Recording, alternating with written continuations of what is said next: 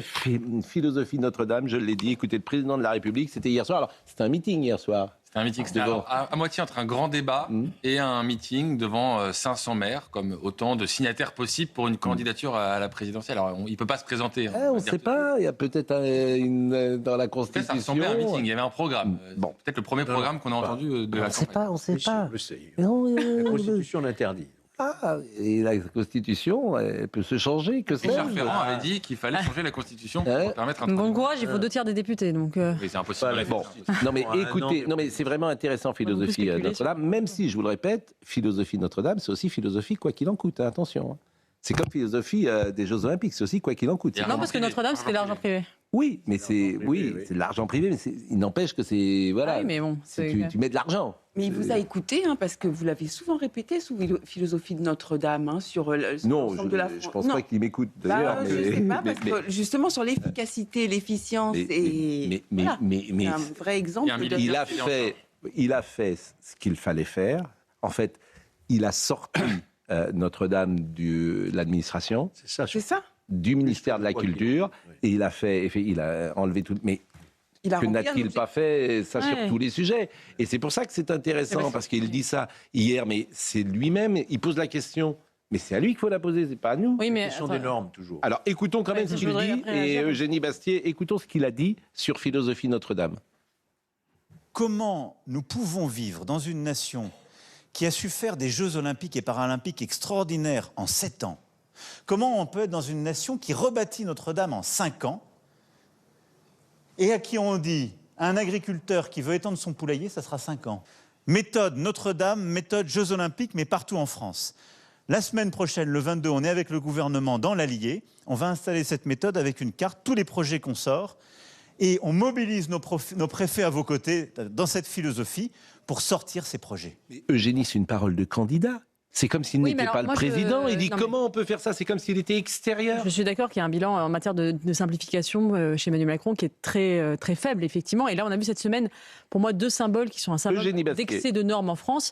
D'abord, le 1er mai, effectivement, ce recul sur le 1er mai, alors qu'il semblerait totalement naturel de laisser travailler les fleuristes et les boulangers. Ça devrait être du bon sens. Le 1er mai, on a reculé. Donc, excès de normes. Et la fermeture du site de Poissy en automobile, on sait aussi que c'est dû à l'excès de normativité en France, d'un coup du travail qui est très très lourd, trop de normes, et on ne peut plus fabriquer en France à cause de ça. Effectivement, Emmanuel Macron est responsable, mais j'allais dire aussi les Français sont responsables, parce que quand vous voyez les sondages, par exemple, la majorité des Français sont contre le fait de travailler le 1er mai. Ils ne veulent pas. Ils ne veulent pas. Mais là, c'est pas le 1er mai, Philosophie Notre-Dame, c'est autre chose. Par exemple, quand on a fait la loi du plomb, pour alléger les normes sur les agriculteurs, vous savez, notamment l'acétamipride pour les betteraves, etc. Il y a eu une pétition qui a rassemblé des millions de Français qui étaient contre. Et c'est pour ça que le Conseil constitutionnel a bougé. Donc je veux dire, il y a une responsabilité collective. Les ZFE, pardonnez-moi, les ZFE, c'est pas... Les ZFE, oui, mais... C'est non, le je veux dire, il y a aussi les ZFE, c'est Bruxelles qui impose ça. Un pays qui se cramponne à ses acquis, à ses normes, parce qu'il a peur, finalement, de prendre des risques et d'externalisation. Les acquis, c'est autre chose. Les acquis, vous avez raison. Les normes, c'est autre chose. ZFE, c'est des normes. Pardonnez-moi de dire aux gens, vous avez une voiture de 2006, vous n'entrez pas dans la ville, c'est pas les acquis, ça. C'est des normes. C'est des normes qui pèsent. Et derrière les normes, la bureaucratie. Exactement. C'est ça qu'il dit. Bien sûr, cette lenteur-là. En 9 ans, on est quand même passé de la Startup Nation à la Philosophie Notre-Dame. Parce que la Philosophie Notre-Dame, c'est aussi un militaire qui est en charge du chantier de reconstruction, la verticalité, des dons privés, le retour aussi au savoir-faire français, aux ouvriers, Voilà, ça a été ça aussi aux artisans qui ont été mis en avant. C'est un peu l'inverse de la Startup Nation. Il est revenu. Il y aurait tellement de choses. Georges Fenech. Mais si on doit peut-être modifier la Constitution, selon vous. Mais là, il exagère. Vous ne faites pas dire ce que je n'ai pas dit. Vous dites que c'est possible. Autant supprimer, une fois pour toutes, le principe de précaution. Voilà. À partir du moment où vous supprimez le principe de précaution, vous avez beaucoup plus de liberté. Vous le remplacez par le principe de responsabilité. Mais aujourd'hui, on a tellement peur de se retrouver devant les juges qu'on prend tellement André Vanini, Philosophie Notre-Dame, que pensez-vous de cette intervention? Non, ce qui s'est passé avec Notre-Dame est un peu différent parce que, comme l'a dit Thomas et comme l'a dit Eugénie, il y avait beaucoup d'argent privé aussi. Et puis, il a fait une loi spéciale pour sortir effectivement Notre-Dame du droit commun. Moi, j'ai été chargé au gouvernement de la simplification administrative et territoriale. Il n'y a pas plus compliqué que la simplification. C'est un oxymore, mais il n'y a pas plus compliqué que la simplification. Je présidais chaque mois le Conseil national d'évaluation des normes. Il fallait, lorsqu'une nouvelle norme était proposée par l'administration, en supprimer 2 autres. C'était sous Hollande. C'était impossible. Donc, en fait, attendez. Ça fait 15 ans qu'on est sur du socialisme en France. 15 ans de socialisme. Eugénie, je vais aller dans votre sens. Derrière chaque norme, il y a une protection. Il y a un usager qui veut être protégé, les enfants avec les panneaux de basket, etc., etc. Donc les normes, elles ne tombent pas du ciel. C'est pas un matin un fonctionnaire qui dit tiens, je vais faire une nouvelle norme. Les normes, elles viennent d'un processus démocratique entre guillemets. Et donc c'est très difficile de les supprimer. C'est très difficile de les supprimer. Et donc qu'est-ce qu'on fait? On les supprime autant qu'on peut, mais attention à la pédagogie consistant à dire qu'il faut supprimer toutes les normes. Elles protègent les normes, elles protègent l'usager et l'élu. Quand la norme a été respectée, les normes. Alors la chronique, c'est un point de croissance. On considère que les normes en France, c'est un point de croissance qu'on perd. Et donc on les supprime autant que nécessaire. C'est compliqué. Et la démagogie consistant à dire il n'y a plus de normes. Mais si on pouvait arrêter d'en créer, ce serait déjà pas mal. Parce que les ZFE, c'est récent. Il a raison. Ou les normes européennes. Parce qu'après, on a raison de le rappeler, les ZFE, c'est une norme récente. Donc si on pouvait arrêter d'en créer des nouvelles. Vous voulez que je les ZFE, c'est contre la pollution et les maladies pulmonaires dans les villes. Mais voilà, mais vous êtes sérieux? Vous pensez qu'il y a... Vous êtes sérieux? Oui, je suis sérieux. Il y a des études scientifiques et médicales. Vous savez que l'espérance de vie dans les grandes métropoles est supérieure à l'espérance de vie dans la France. On n'a jamais vécu aussi...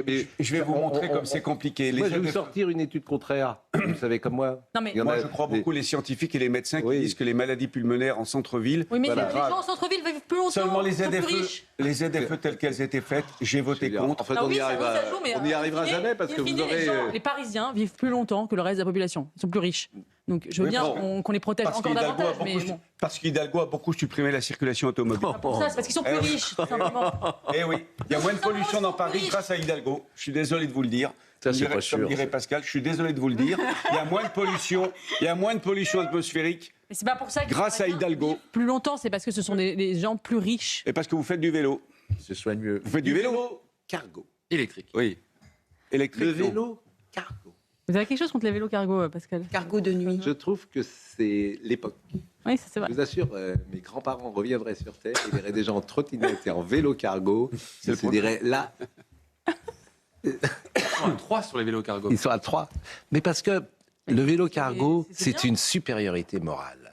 C'est ça qui est formidable. Ils te tapent dessus. Parce que les vélos, ils te tapent avec ta voiture. Ils brûlent tous les feux. Oui. Le cycliste dans Paris, il a tous les droits. C'est merveilleux. Vous avez eu 2 enfants à amener à l'école le matin dans Paris. Vous pouvez pas. J'ai pas eu 2 enfants à amener. Mais vous êtes sérieuse ou quoi? Maintenant, je veux dire maintenant, sous Hidalgo. Mais vous pouvez plus utiliser votre voiture. Donc vous êtes obligé de prendre un vélo cargo pour amener vos enfants à l'école. Sinon, vous pouvez pas. Je vous le dis. Bon. Nous allons écouter la chronique de Laurent Tessier. Elle n'est pas très agréable, c'est vrai, pour le président de la République. Je le dis, ce matin, c'était sur Europe 1, vous l'avez peut-être écoutée, elle est remarquable. Mais c'est vrai qu'elle souligne la différence entre les paroles et les actes, qui est un grand reproche qu'on peut faire au président de la République. C'est que les paroles étaient formidables, elles sont souvent formidables. Et puis les effets de ces paroles, c'est intéressant. D'ailleurs, la question qu'il pose, je le répète, c'est à lui qui doit la poser, pas à nous, par définition. Donc voyez ce qu'a dit ce matin Laurent Tessier, qui a fait une compile de ce qui a été dit hier soir à l'Élysée. Oui, Emmanuel Macron est-il en train de se rendre compte que son bilan n'est pas glorieux? Le chef de l'État fait un discours de 25 minutes pour la réception de ses 500 maires à l'Élysée. Il était au milieu des élus qui l'entouraient. Nous sommes le 17 avril 2026. Je rappelle qu'il est au pouvoir depuis 2017, il a donc 9 ans. Et hier, il a donné d'un seul coup la nouvelle philosophie de l'exécutif. Il faut tout simplifier. Comment nous pouvons vivre dans une nation qui a su faire des Jeux olympiques et paralympiques extraordinaires en 7 ans? Comment on peut être dans une nation qui rebâtit Notre-Dame en 5 ans et à qui on dit, à un agriculteur qui veut étendre son poulailler, ça sera 5 ans. Méthode Notre-Dame, méthode Jeux Olympiques, mais partout en France. Philosophie Notre-Dame. Allez, nous sommes le 17 avril 2026. C'est bien de s'en rendre compte maintenant alors que nos agriculteurs sont en colère depuis des années. Le chef de l'État aussi, un grand projet pour la France en matière énergétique. Nous devons être plus indépendants. On l'a vu au moment de la pandémie. Penser que c'était rien de ne plus faire de masques chez nous. On a vu le drame. Eh bien, il faut regarder partout où nous avons des dépendances du tel ordre et agir. Il faut regarder, le chef de l'État se réveille un peu tard et quand il ne sort pas de nouvelles promesses, il est dans le déni, comme sur notre industrie. On est le pays le plus attractif d'Europe, c'est vrai depuis 6 ans. Formidable, on réindustrialise. Pendant 12 ans, on a détruit de l'emploi industriel dans notre pays. Depuis 6 ans, on en recrée. Il y a des territoires qui voient de l'industrie qui revient. Sauf à l'usine Stellantis de Poissy dans les Yvelines. On l'a appris hier, la production automobile s'arrêtera en 2028. Dans ce site historique, 800 postes vont être supprimés. Symbole du déclin de l'industrie automobile en France, comme le titre ce matin Le Figaro. Le site a employé dans les années 70 jusqu'à 27 000 ouvriers. Bientôt, il n'en restera que 1200. Le déni. Alors Emmanuel Macron s'est lancé hier dans une autre promesse, la lutte contre le narcotrafic. Que pour moi, il y a une grande cause nationale sur ce sujet, sur laquelle on ne va rien lâcher, c'est le narcotrafic. Et ce combat, on n'y cédera rien.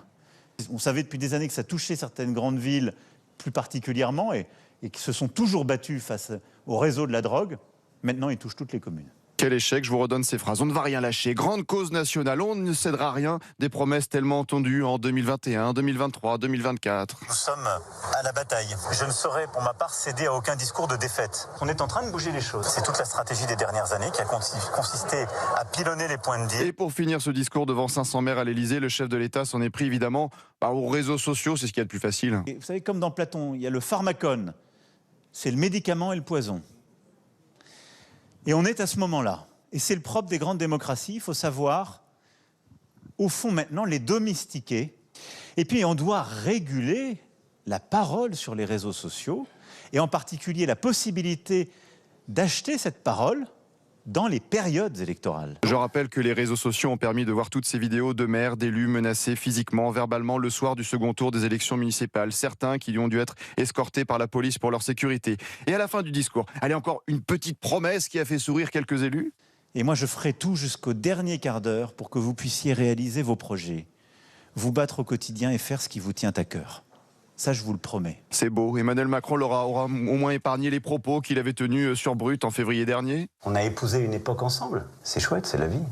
On a quand même bien tenu. 25 minutes de discours devant les maires hier, c'était largement suffisant. De toute façon, il n'y avait pas grand-chose à dire. Écoute-moi.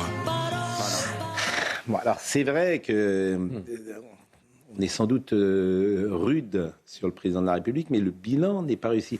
Donc, il vient avec des paroles qui ont toujours été au rendez-vous, les paroles, et il aura su convaincre par les paroles. C'est passionnel. Mais comment ? C'est passionnel, c'est comme dans la chanson, c'est-à-dire qu'en fait, c'est vraiment ses promesses. Et lorsqu'il donne son interview à Brut, il est vraiment dans une forme de relation avec les Français, avec une déception, puisqu'effectivement, les paroles ne sont que performatives et qu'elles n'ont aucun impact en acte. Eugénie Bastier. La France aurait besoin d'un choc, je pense, libéral de liberté, notamment sur les normes. Il y a vraiment besoin de faire un virage à 180 degrés. C'est pour ça que je ne suis pas d'accord avec notre ami Valigny quand il dit c'est trop difficile, c'est trop compliqué. À force de dire que c'est trop compliqué, on ne fait rien. À un moment, il va falloir faire un virage, sortir des rails. Et nous avons vécu, j'y pensais en voyant la une de Marianne avec François Hollande qui disait la lune assez dystopique et cauchemardesque de Marianne avec François Hollande qui se disait « je me prépare », que ça fait à peu près 15 ans que la France vit en fait dans le socialisme, dans la gauche. Ça fait 15 ans que ce pays est à gauche, alors même que partout en Europe et en Occident, il y a un vent de liberté qui souffle. Et donc forcément, ça se paye. Ça se paye d'avoir 15 ans de socialisme dans un pays, effectivement, on n'a pas eu ce grand choc de liberté dont on aurait profondément besoin pour sauver notre modèle social d'ailleurs, parce que notre modèle social aujourd'hui est intenable. C'était un État-providence sans croissance, c'est comme une voiture sans moteur. Ça marche pas, ça ne fonctionne pas, ça n'avance pas. Autre chose que la gauche ou la droite. Et vraiment, il va falloir ce choc que soit les Français le choisiront, soit il leur sera imposé. Non, mais il faut reconnaître. Georges Fenech. Au moment de son élection, Emmanuel Macron a soulevé un espoir. C'est ça. Chez vous peut-être, mais non, mais tout le monde. En France, oui. d'une manière générale. Il a été élu, donc il a soulevé un espoir. Il a soulevé un espoir, un jeune président qui arrivait, le Mozart de la finance, enfin toutes ces choses-là. La séduction. Voilà, c'était voilà le Louvre. Enfin, on se souvient de toutes ces images extraordinaires. Le Louvre, c'était déjà c'était Jupiter contesté, à l'époque. Aujourd'hui, qui parlerait encore de Jupiter? Parce qu'effectivement. Bon, et donc, moi, je suis sidéré de voir un président en fin de mandat qui continue à dire il faut, on doit, alors qu'il est aux manettes, mais il n'a plus. C'est un bon candidat. Vous faites parfois la. C'est un candidat, effectivement. Mais par contre, en tant que président, peut-être le bilan est moins bon. Et pardon, mais décréter maintenant que la grande cause nationale, c'est le narcotrafic, je faisais la comparaison ce matin. C'est comme quand vous dites vous allez faire du sport quelques jours avant de partir en vacances. Bon, vous n'allez pas avoir le super body pour autant. C'est un peu trop tard. Ça y est. Il va pas mal ça. Ça c'est pas mal. Non, mais il y a une vraie réflexion sur les démocraties. Qu'est-ce qu'on privilégie dans les démocraties? Les qualités du candidat. Les candidats de la séduction. Donc, il faut avoir le bon visage, pourquoi pas, la bonne parole, pourquoi pas, et plaire. Bon, et plaire. Bon, c'est ça qui est privilégié par définition puisque tu es élu. Peut-être que les qualités du candidat ne sont pas celles du président. Alors, dans des temps troublés, c'est les gens qui font. Et on a d'autres gens. En temps de guerre, c'est d'autres gens qui émergent. D'autres gens. Mais en temps de paix, c'est effectivement les candidats de la séduction. Et ça, on peut avoir cette réflexion. Et c'est dommage d'ailleurs, parce qu'on n'a pas envie de dire du mal. Je le dis tous les matins, on n'a pas envie de dire du mal, ni de la France, ni du président de la République. On est inexistant. Non, mais ce qui ressort, c'est la déception. Rachel Kahn. Ce qui ressort de ces 2 mandats, c'est la déception, voire de la trahison. C'est pas une question de gauche ou droite, je crois. C'est une question de paroles qui ne sont pas des actes. Donc c'est autre chose. Je partage votre. Moi, j'espère juste que Eugénie Bastier, celui ou celle qui aura le pouvoir aura une majorité et pourra mener une politique. C'est pas du tout sûr. Quand même celui qui gagne, est-ce qu'il aura une majorité derrière pour gouverner, pour prendre des décisions fortes? Eh bien justement. Moi, j'en suis pas du tout sûr. Ça a toujours été le cas. Oui, mais ça n'a pas été le cas en 2022. Emmanuel Macron en 2022. Non, mais je parle d'une première élection d'un président qui arrive pour la première fois. Et puis les Français lui donnent toujours une majorité. Et bien justement, il y a un affrontement qui sera peut-être l'affrontement du 2e tour. D'ailleurs, Marine Le Pen et Édouard Philippe qui a commencé sur les réseaux sociaux hier. Mais au-delà de ce que vous dites, il y a aussi en plus avec Emmanuel Macron de faire penser que tout est bon, de ne pas reconnaître l'erreur. C'est ça agace un petit peu les Français, et c'est ce qu'il avait dit à Brut, on a tenu, et ça. Là, le déni est un peu agaçant. T'as l'impression qu'il est coupé ou il est déconnecté. Bon, alors, Marine Le Pen et Édouard Philippe. Ça, c'est intéressant parce qu'ils s'affrontent sur les réseaux sociaux. Et peut-être que ça sera le duel de la future présidentielle. Pourquoi pas ? C'est une hypothèse. Ça sera peut-être le débat de l'entre-deux tours. Donc, tout est parti d'une archive que Marine Le Pen a postée d'Édouard Philippe. En fait, sur les réseaux sociaux, exactement. Marine Le Pen s'en empare. Bien sûr. Un discours de janvier 2020, Édouard Philippe défend la fermeture de Fessenheim et les ZFE. Alors, on réécoute d'abord Édouard Philippe et vous allez nous dire ce qu'a commenté Marine Le Pen, et puis il y a la réponse d'Édouard Philippe. Donc écoutez cette archive d'Édouard Philippe, c'était en 2020. C'est ce gouvernement qui prendra la décision de fermer la plus vieille centrale nucléaire en activité, Fessenheim. Promise depuis 8 ans, cette décision deviendra réalité dans 1 mois, avec l'arrêt du premier réacteur le 22 février et l'arrêt du second réacteur en juin de cette année. À l'issue d'une consultation du public lancée ce lundi, la programmation pluriannuelle de l'énergie et la stratégie nationale bas carbone seront approuvées en février. Nous tiendrons mi-février un conseil de défense écologique qui sera consacré à 2 sujets. D'abord, l'engagement des services de l'État dans une démarche exemplaire afin que l'État ne soit pas simplement prescripteur, mais qu'il soit aussi acteur et qu'il puisse démontrer à son niveau qu'il est possible d'avancer. L'administration prendra notamment le virage des véhicules électriques et hybrides et elle engagera des investissements de réduction de sa consommation d'énergie fossile.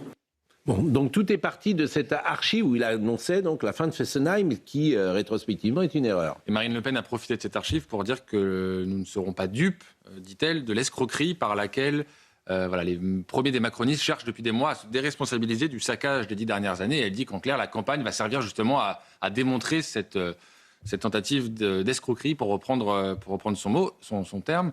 Et alors, Édouard Philippe lui a répondu. Ce qui là est plus rare de la part de l'ancien Premier ministre, qui a lui pointé justement les propres retournements du Rassemblement national sur un certain nombre de sujets. Il dit notamment les revirements, la marque de fabrique du RN sur l'euro, le Frexit, l'IVG, les retraites, l'OTAN ou encore la taxe Zuckman. Alors, ce qui est vrai, c'est que sur le nucléaire, par exemple, il y a eu parfois des tergiversations du côté du Rassemblement national. Il y a aussi des archives qui sont apparues de Marine Le Pen, c'était en 2011 notamment. En revanche, Édouard Philippe, dans le même message, je ne vous ai pas mis l'extrait, parle d'un objectif imbécile quant à la réduction de 50% de la part du nucléaire. Il dit aujourd'hui que c'est un objectif imbécile et indéniablement, il a défendu cet objectif quand il était Premier ministre. Donc il y a encore un décalage entre le discours... Mais il y a quand même une grosse différence entre les deux. L'un a été au pouvoir, l'autre ne l'a jamais été. Oui, il n'a pas été. Georges Fenech. Non, Georges Fenech, là, votre ami Édouard Philippe, vous lui avez mis un petit tacle. Mais écoutez, moi je suis objectif. Hein. Oui, c'est ce qui vous caractérise. C'est quand même plus compliqué pour quelqu'un qui a été au pouvoir. Oui, bien sûr. Pris des décisions qui ont été à contresens de ce qu'il fallait faire. Mais Georges Fenech, que quelqu'un qui était dans l'opposition. Mais nous avons plusieurs Georges Fenech en magasin et aujourd'hui nous avons le Georges Fenech qui est plutôt offensif. Oui. Et c'est bien, tant mieux. Oui, c'est vous qui m'y encouragez. Mais non, j'encourage. Moi, je prends du recul. Je me mets un peu en retrait. La seule famille politique qui a eu la ligne la plus claire sur le nucléaire, c'est les Républicains. Il faut quand même le souligner. Exactement. Ils n'ont jamais changé d'avis. Ils n'ont jamais changé d'avis, vous avez raison. Ils ont ce point à se mettre à leur crédit. Ils ont changé d'avis sur beaucoup de sujets. Exactement. Sur le nucléaire, il me semble que c'est la seule famille politique. Dernière en date, Nicolas Sarkozy, il faut le dire. Oui, mais c'est vrai que Marine Le Pen avait été démago au moment de. Mais il a raison, Thomas Bonnet, sauf sur la PPE3 où ils se sont couchés. Parce qu'ils ne sont pas allés jusqu'à la censure. Et ils ne sont pas allés jusqu'à la censure pour garder leur siège. C'est plus une raison politique que sur le fond du sujet où, en effet, je pense qu'ils sont plutôt. Évidemment. Bon. En tout cas, c'est intéressant ce duel à distance. Le coup d'envoi de la présidentielle. Exactement. Parce qu'Édouard Philippe se jette enfin dans l'arène parce qu'il se cache un peu depuis quelques semaines. Bon, là, visiblement, il est décidé à se jeter dans l'arène.